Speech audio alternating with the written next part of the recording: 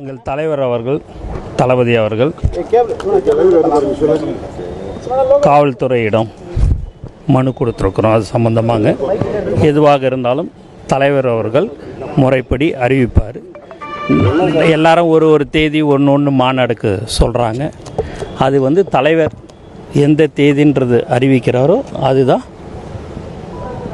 கரெக்டான தேதி. கொடுத்துருக்குறோம். இல்லை விக்ரவாண்டிக்கு கொடுத்துருக்குறோங்க. அது தேதி தலைவர் அறிவிப்பார். இல்லை சார் கொடுத்துருக்குறோம். அதான் போலீஸ் அனுமதி கேட்டு கொடுத்துருக்குறோம். தலைவர் அதை அறிவிப்பார்.